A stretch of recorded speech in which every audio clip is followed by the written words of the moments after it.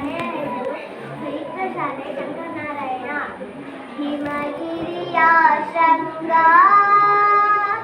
ದೇವನದಿ ಗಂಗಾ ಮನದಲ್ಲಿ ಮೂಡಿಪ ಭಾವ ವಿನೂತನ ಅನುಪಮ ಉತ್ತುಂಗ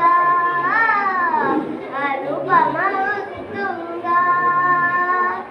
ಹಿಮಗಿರಿಯ ಶೃಂಗ ದೇವನದಿ ಗಂಗಾ ಮನದಲ್ಲಿ ಮೂಡಿಪ ಭಾವ ವಿನೂತನ ಅನುಪಮ ಉತ್ತುಂಗ ಅನುಪಮ ಉತ್ತುಂಗ.